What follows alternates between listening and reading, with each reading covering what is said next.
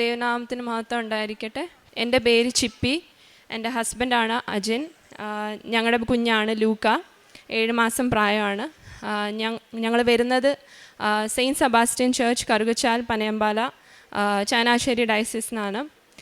ഞാൻ ആദ്യമായി ഉടമ്പടി എടുക്കുന്നത് ഓഗസ്റ്റ് 13, 2024 അത് ഓൺലൈനായിരുന്നു. ഞാൻ UK യിലായിരുന്നു. ഞാൻ കൃപാസനത്തിനെക്കുറിച്ച് ആദ്യമായിട്ട് അറിയുന്നത് ഇൻസ്റ്റഗ്രാമിൽ റീൽസ് ഇങ്ങനെ പലരും സാക്ഷ്യം പറയുന്നത് കേട്ടിട്ടാണ്. ആദ്യമൊക്കെ ആ സാക്ഷ്യങ്ങൾ കേട്ടപ്പോൾ എനിക്ക് ഭയങ്കരമായിട്ട് അത്ഭുതം തോന്നി. എങ്ങനെ ഇങ്ങനെ മനുഷ്യർക്ക് ഇതുപോലുള്ള അനുഗ്രഹങ്ങൾ കിട്ടുന്നു. അങ്ങനെ ഞാൻ ആ സാക്ഷ്യം കണ്ടിന്യൂ ചെയ്ത് കേൾക്കാൻ തുടങ്ങി. അത് കഴിഞ്ഞപ്പോൾ ഞാൻ കൃപാസനത്തിനെക്കുറിച്ച് ഇതെന്താണ്, ഈ സ്ഥാപനം എന്താണ്, എങ്ങനെയാണെന്ന് അറിയാൻ വേണ്ടി ഞാൻ ഗൂഗിളിൽ നോക്കിയപ്പോൾ ആദ്യമായി എനിക്ക് ഇതിനെക്കുറിച്ചൊരു നെഗറ്റീവായിട്ട് 1-2 കമൻറ്റ്സ് കണ്ടു. അപ്പോൾ ഞാൻ ഓർത്തു വേണ്ട, വെറുതെ എന്തിനാ പോകുന്നത് എന്ന രീതിയിലായി. പക്ഷേ വീണ്ടും ഞാൻ ആ സാക്ഷ്യങ്ങൾ കാണുമ്പോൾ എനിക്ക് ഒന്നുകൂടെ അടുപ്പമാണെന്ന് തോന്നിയത്. അങ്ങനെ ഞാൻ സാക്ഷ്യങ്ങൾ കേട്ട് എനിക്ക് ഇവിടെ വരണം എന്ന് തോന്നി. അങ്ങനെ ഹസ്ബൻഡ് 2024 ജൂണിൽ UK നിന്ന് വന്നപ്പോൾ ഞാൻ പറഞ്ഞു, നമുക്കിവിടെ വരെ ഒന്ന് പോകണം, എനിക്ക് അവിടെ വരെ പോകണം, ഉടമ്പടി ഒന്ന് എടുക്കണം എന്ന് പറഞ്ഞു. എന്നാൽ ഉടമ്പടി എടുക്കാൻ എനിക്കൊരു 50% മനസ്സേ ഉള്ളായിരുന്നു. എടുക്കണോ വേണ്ടയോ എങ്ങനെയാണെന്ന് എനിക്ക് കറക്റ്റായിട്ട് അറിയത്തുമില്ല. അങ്ങനെ ഞാനും ഹസ്ബൻഡും കൂടി ഇവിടെ വന്നു. വന്നപ്പോഴത്തേക്കും സമയം കഴിഞ്ഞു പോയി. അതുകൊണ്ട് ഉടമ്പടി എടുത്തില്ല. ഞാൻ കുഴപ്പമില്ലല്ലോ, എൻ്റെ തെറ്റും കൊണ്ടല്ലല്ലോ, സമയം കഴിഞ്ഞുകൊണ്ടാണെന്നുള്ള ഇതിൽ ഞാനങ്ങ് തിരിച്ചു പോയി. അങ്ങനെ ഞങ്ങൾ ജൂലൈയിൽ തിരിച്ച് UK യിലെത്തുന്നു. അവിടെ ചെന്ന് കഴിഞ്ഞപ്പോൾ ഹസ്ബൻഡ് അവിടെ ഒരു സിവിൽ എഞ്ചിനീയറായിട്ട് തന്നെ ഒരു ജോലി കിട്ടുന്നു. പക്ഷേ അവിടെ ചെന്ന് കഴിഞ്ഞ് കുറച്ചാൾ കഴിഞ്ഞപ്പോൾ അവരുടെ ഒരു കോൺടാക്റ്റും ഇല്ല. അവരോട് കോൺടാക്റ്റ് ചെയ്തിട്ട് അവരൊന്നും പറയുന്നുമില്ല. അങ്ങനെ ഇരിക്കെ ഞാൻ ഹസ്ബൻഡിനോട് പറഞ്ഞു, ഉപ്പുണ്ട്, അത് മാതാവിനോട് പ്രാർത്ഥിച്ച് നമുക്ക് ഒരു മെയിൽ അയക്കാം. ഞാൻ പലരും സാക്ഷ്യം പറഞ്ഞ് കേട്ടിട്ടുണ്ട്, ഈ ഉടമ്പടി വസ്തുക്കൾ ഉപയോഗിച്ച് പല അത്ഭുതങ്ങളാണ് ഉണ്ടാക്കുന്നതെന്ന്. അങ്ങനെ ഹസ്ബൻഡും ഞാനും കൂടെ ആ ഉപ്പ് ഉപയോഗിച്ച് ഞങ്ങൾ ഈ പറഞ്ഞ പോലെ ഒരു മെയിൽ അയച്ച ഉടനെ തന്നെ കുറച്ച് നേരം കൊണ്ട് 1 മണിക്കൂറിൻ്റെ തന്നെ അവരതിന് റിപ്ലൈ തരികയും വിളിക്കുകയും അടുത്ത ഒരു ഫൈനൽ റൗണ്ട് ഓഫ് ഇൻ്റർവ്യൂവിന് വിളിക്കുകയും അങ്ങനെ ഞങ്ങളവിടെ ഹസ്ബൻഡ് അവിടെ ജോയിൻ ചെയ്യുന്നു. അങ്ങനെ ജോയിൻ ചെയ്ത് അവർ വളരെ ഇഷ്ടപ്പെട്ടാണ് ഹസ്ബൻഡിനെ അവിടെ എടുത്തത്. പക്ഷേ കുറച്ച് നാൾ കഴിഞ്ഞപ്പോൾ എന്താണെന്നറിയത്തില്ല, അവിടെ ഭയങ്കരമായിട്ടും ഒരു ഡിസ്ക്രിമിനേഷൻ പോലെ ഭയങ്കര ബുദ്ധിമുട്ടും കാര്യങ്ങളും ഒക്കെ ഉണ്ടാവാൻ തുടങ്ങി. അങ്ങനെ ഞാൻ പെട്ടെന്ന് പറഞ്ഞു, കുഴപ്പമില്ല, ഞാൻ ഉടമ്പടി എടുക്കാം, ഓൺലൈൻ ഉടമ്പടി ഉണ്ട്, ഞാൻ എടുത്തോളാം, എല്ലാം ശരിയാവും, ഞാൻ പലരും പറഞ്ഞ് കേട്ടിട്ടുണ്ട് ഉടമ്പടി എടുത്താൽ എല്ലാം ഓക്കെ ആവും എന്നുള്ളത്. അങ്ങനെ ഞാൻ ഓഗസ്റ്റ് 13 ഞാൻ എടുക്കുന്നു ആദ്യമായിട്ട് ഉടമ്പടി എടുക്കുമ്പോൾ ഞാൻ വിചാരിക്കുന്നത് ഇതെല്ലാം കറക്റ്റായിട്ട് ഓക്കെ ആവും എന്നുള്ള ഒരു ഇതിലാണ്. ഞാൻ ആ ഒരു ആഗ്രഹമാണ് ഫ്രണ്ടിൽ വെച്ചിട്ട് ഞാനിങ്ങനെ ഞങ്ങൾ 2 പേരും വെളുപ്പിനെ എഴുന്നേറ്റ് 5:30 വൈകിട്ടും ബൈബിൾ റീഡിങ്ങും എല്ലാം ചെയ്യുന്നുണ്ടായിരുന്നു. പക്ഷേ ഒരാഴ്ച കഴിഞ്ഞപ്പോൾ അവിടുത്തെ സാഹചര്യം കാരണം റിസൈൻ ചെയ്യേണ്ടി വന്നു. അങ്ങനെ ഹസ്ബൻഡ് അവിടെ നിന്ന് റിസൈൻ ചെയ്തു. ഓൾറെഡി നേരത്തെ ഉണ്ടായിരുന്ന ജോലിയിൽ നിന്നും റിസൈൻ ചെയ്ത്, കാരണം അവിടെയും വേക്കൻസി ഇല്ലയെന്ന് പറഞ്ഞു. ഞാനും പുതിയതായിട്ട് ചെന്നോട്ടെ, എനിക്കും ജോലിയില്ല, എന്ത് ചെയ്യണം എന്ന് പറഞ്ഞ് നിന്നു. പക്ഷേ മാതാവിനോട് കണ്ടിന്യൂസ് ആയിട്ട് ഞങ്ങൾ പ്രാർത്ഥിച്ചു.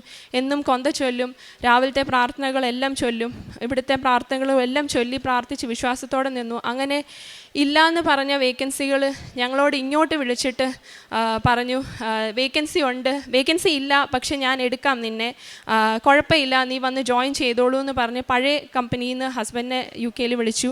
അങ്ങനെ ഹസ്ബൻഡ് അവിടെ പോയി. അന്നേരം തന്നെ എനിക്കും ഈ പറഞ്ഞ പോലെ ഒരു പാർട്ട് ടൈം ജോലിയായിട്ട് അവിടെ കിട്ടുന്നു. അങ്ങനെ ഞങ്ങൾ പൊയ്ക്കൊണ്ടിരിക്കുകയാണ്. അടുത്ത ഒരു ഞങ്ങളുടെ ഫീൽഡിൽ തന്നെ ഒരു ജോലി കിട്ടാൻ വേണ്ടിയിട്ട് ഞങ്ങൾ ട്രൈ ചെയ്തുകൊണ്ടിരിക്കുകയാണ്. പക്ഷേ ജോലികളൊന്നും ആവുന്നില്ല. അപ്പം ഞാനിങ്ങനെ ഓർത്തു, ഞാൻ ഉടമ്പടി എടുത്തത് പക്ഷെ ഇതെന്നാ ഒന്നും ആവാത്തെ. അങ്ങനെ പ്രാർത്ഥിച്ച് ഞങ്ങൾക്കൊരു ഓപ്പർച്യൂണിറ്റി തരണമെന്ന് പ്രാർത്ഥിച്ചു. അന്ന് എനിക്ക് കിട്ടിയ ഒരു വചനമാണ് ജെറമ്യാ പ്രവാചനത്തിൻ്റെ 29 ചാപ്റ്റർ 29 വേഴ്സസ് 11-14 എനിക്ക് കിട്ടിയതാണ്.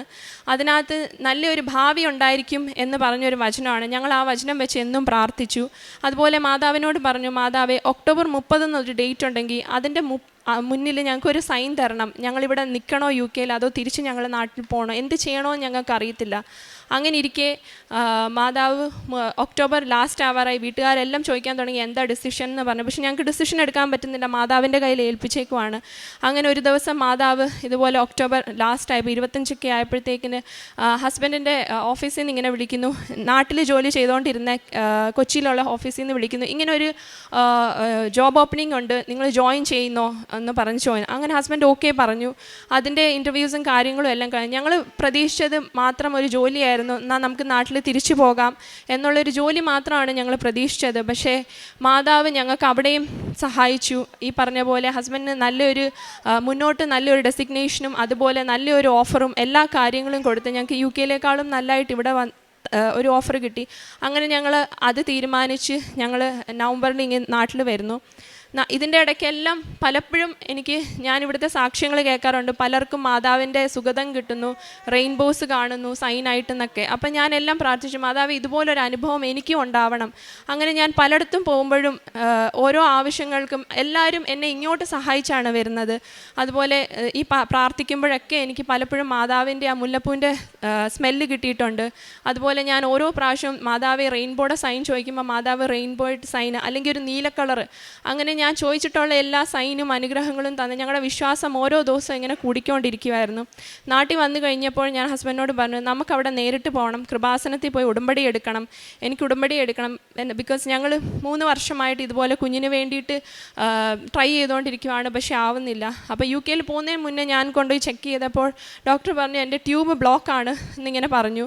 നമുക്കത് വേണേൽ ക്ലിയർ ചെയ്തിട്ട് നോക്കാം എന്ന് പറഞ്ഞു. പക്ഷേ എൻ്റെ ചേച്ചിക്ക് ഇതുപോലെ കുഞ്ഞായിട്ടില്ലായിരുന്നു. ഇതുപോലെ 7 വർഷമായിട്ട് അവൾക്ക് കുഞ്ഞായിട്ടില്ല. അപ്പോൾ എനിക്കും ഇങ്ങനെ ഒരു പ്രശ്നം വന്നപ്പോൾ എനിക്ക് വളരെ സങ്കടം തോന്നി. ഞാൻ എൻ്റെ മാതാപിതാക്കളുടെ കൂടാണ് അന്ന് ടെസ്റ്റ് ചെയ്യുമ്പോൾ എനിക്ക് അവരുടെ മുഖം കണ്ടപ്പോഴും ഭയങ്കര സങ്കടം തോന്നി. അത് ദൈവമേ, കുഞ്ഞുനാൾ തൊട്ട് ദൈവത്തോട് ഇത്രയും പ്രാർത്ഥിച്ച് മാതാപിതാക്കൾ വളർത്തി, പക്ഷേ ഇന്നെന്തിനാ ഞങ്ങളെ ഇത്രയും പരീക്ഷിക്കണേ ഞങ്ങളെ എല്ലാവരെയും എന്ന് പറഞ്ഞു ഞാൻ. പക്ഷേ ഞാൻ അവിടുന്ന് മമ്മി പപ്പയോടും പറഞ്ഞു, മമ്മി നമുക്ക് പോവാം, ഞാൻ ഒരു ട്രീറ്റ്മെൻറ്റോ ഒന്നും ഞാൻ ചെയ്യുന്നില്ല, എൻ്റെ ജീവനുള്ള ദൈവമാണെങ്കിൽ ആ ദൈവം എനിക്ക് കുഞ്ഞിനെ നൽകി തരുമെന്നുള്ള വിശ്വാസത്തോടെ ഞാൻ ആ ഹോസ്പിറ്റലിൻ്റെ വെളിയിൽ നിന്ന് കരഞ്ഞുകൊണ്ട് ഞാൻ പറഞ്ഞു, ഞാൻ വരും, എന്തെങ്കിലും ഞാൻ ഈ ഹോസ്പിറ്റലിൽ വരും, പക്ഷേ തിരിച്ച് ഞാൻ എൻ്റെ പ്രഗ്നൻ്റായി ഞാൻ കുഞ്ഞിനെയും കൊണ്ട് കുഞ്ഞിൻ്റെ ആവശ്യത്തിന് വേണ്ടിയിട്ടായിരിക്കും, പ്രഗ്നൻസിയുടെ ആവശ്യത്തിനായിരിക്കും ഞാൻ വരുന്നത്.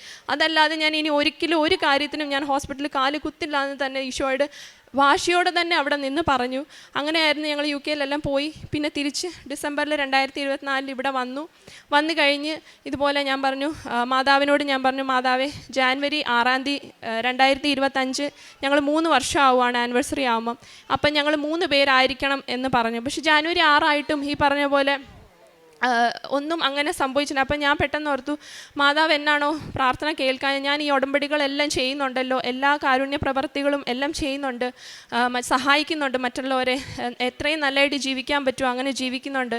അങ്ങനെ ഇരിക്കുകയും പെട്ടെന്ന് എൻ്റെ മനസ്സിൽ വന്നു, ജാനുവരി കഴിഞ്ഞിട്ടില്ലല്ലോ, മാതാവിനോട് ഞാൻ ജാനുവരിയാണ് പറഞ്ഞേക്കുന്നത്, മാതാവ് ജാനുവരി എന്ന് പറഞ്ഞാൽ അതിൻ്റെ അകത്ത് മാതാവിന് അത്ഭുതം പ്രവർത്തിക്കും എന്ന് ഞാൻ വിശ്വസിച്ചു.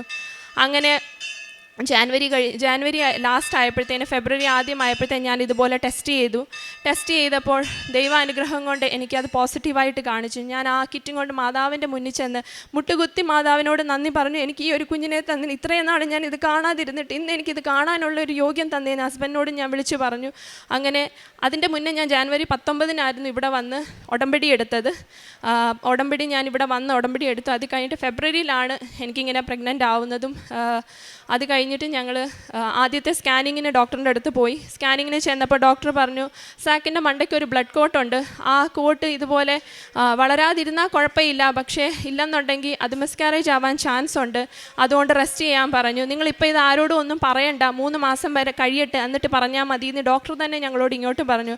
പക്ഷേ അവിടെ ആ സ്കാനിങ്ങിൽ അത് പറഞ്ഞപ്പോഴും ഞാൻ മനസ്സോട് ഭയങ്കര കോൺഫിഡൻസ് ആയിട്ട് എൻ്റെ മനസ്സിൽ പറഞ്ഞു, ഞാൻ ഉടമ്പടി എടുത്തു, ഞാൻ മാതാവിൻ്റെ കയ്യിൽ ഇത് ഏൽപ്പിച്ചു, എൻ്റെ കുഞ്ഞിന് ഒന്നും പറ്റത്തില്ല, ഇത് ദൈവം തന്നെ എനിക്കൊരു കുഞ്ഞാണ് ഇത്രയും നാളും കഴിഞ്ഞ്, മാതാവ് ഇതിനൊന്നും പറ്റത്തില്ല ഡോക്ടറെ എന്ന് പറഞ്ഞ് ഞാനിങ്ങനെ പറഞ്ഞു.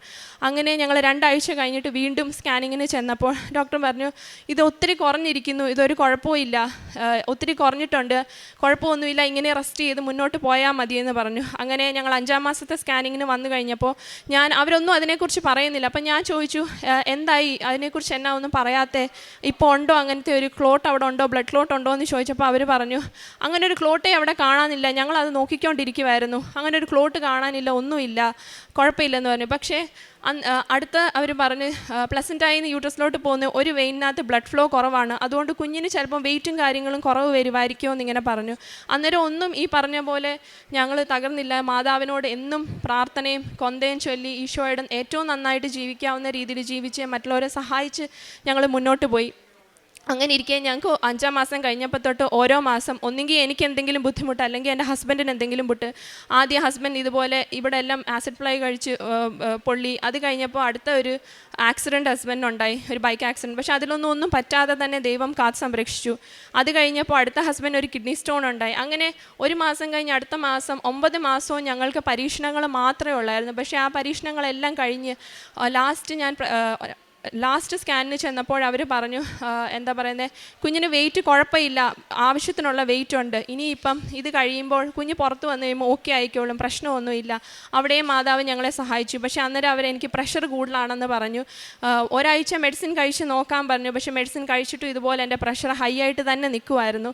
അങ്ങനെ ഞങ്ങൾ ഒരാഴ്ച കഴിഞ്ഞ് ഒക്ടോബർ 6-ാം തീയതി ചെന്ന് ഡോക്ടറെ കണ്ടപ്പോൾ 2025 കണ്ടപ്പോൾ പറഞ്ഞു, നാളെ തന്നെ എങ്ങനെ എന്താ പറയുന്നത്, ഡെലിവറി നടത്തണം, അല്ലെങ്കിൽ അമ്മയ്ക്ക് ആപത്താണെന്ന് പറഞ്ഞു, പ്രഷർ കൂടുതലാണെന്ന് പറഞ്ഞു. അങ്ങനെ ഞങ്ങൾ കുഞ്ഞ് ദൈവം സഹായിച്ച അനുഗ്രഹമായിട്ട് ഒരു കുഴപ്പവും ഇല്ലാതെ ഞങ്ങളുടെ ലൂക്കായെ ദൈവം തന്നു, മാതാവ് തന്നു. അതിന് മാതാവിനോട് 1000 നന്ദി. അതെല്ലാം കഴിഞ്ഞപ്പോൾ കുഞ്ഞിന് ഇതുപോലെ ബ്ലഡ് ഷുഗർ പെട്ടെന്ന് ഡൗൺ ആണെന്ന് പറഞ്ഞു.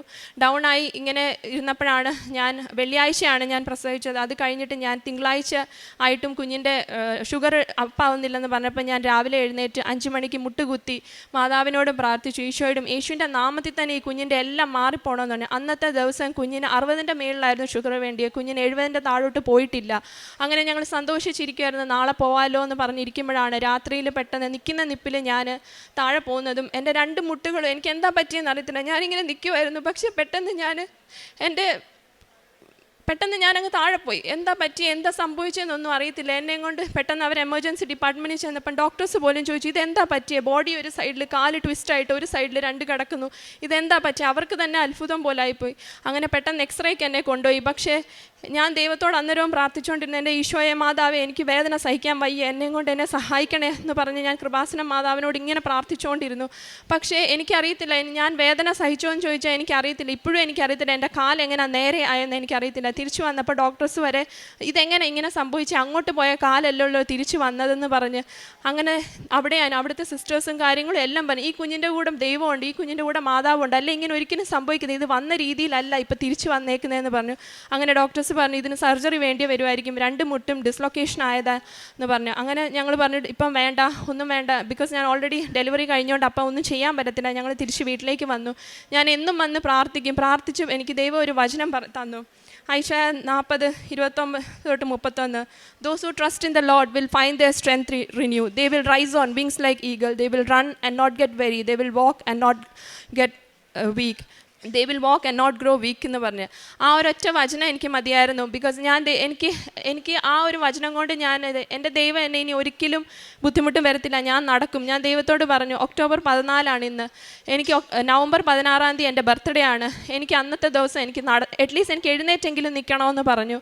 2 ആഴ്ച ആയിട്ട് എൻ്റെ ബെഡ് റെസ്റ്റ് ആയിരുന്നു, എനിക്ക് കാലൊട്ടും അനക്കാൻ വയ്യായിരുന്നു. പക്ഷേ മാതാവ് എന്നെ അവിടെയും പ്രാർത്ഥിച്ച്, ഞാൻ തൈലം ഉപയോഗിച്ച് പ്രാർത്ഥിച്ച്, അങ്ങനെ ഞാൻ പയ്യെ പിച്ച വെച്ച് നടന്ന് നവംബർ 16 ഞാൻ നേരെ 2 കാലിലും നിന്നു. ഇന്ന് ദൈവം സഹായിച്ച് ഞാൻ സർജറിയോ ഒന്നും ചെയ്തിട്ടില്ല. പക്ഷെ നിങ്ങളുടെ മുന്നിൽ നിൽക്കുന്നത് എൻ്റെ 2 കാലിലുമാണ് ഞാൻ നിൽക്കുന്നത്.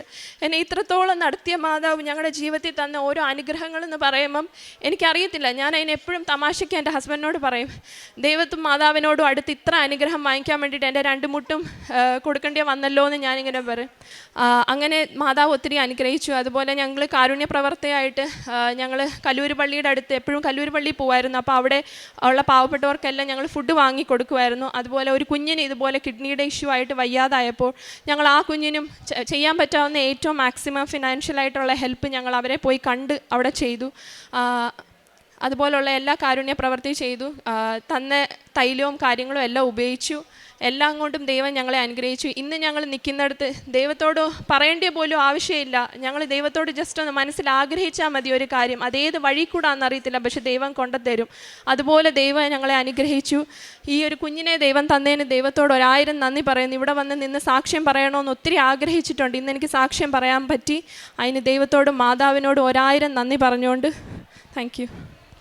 സംഖ്യയുടെ പുസ്തകത്തിൽ നിന്ന് അധ്യായം 17 8-ാമത്തെ തിരുവചനം. പിറ്റേ ദിവസം മോശ സാക്ഷി കൂടാരത്തിലേക്ക് ചെന്നു. ലേവി കുടുംബത്തിനു വേണ്ടിയുള്ള അഹറോൻ്റെ വടി മുളപൊട്ടി പൂത്തു തളിർത്ത് ബദാം പഴങ്ങൾ കായ്ച്ചു നിന്നു.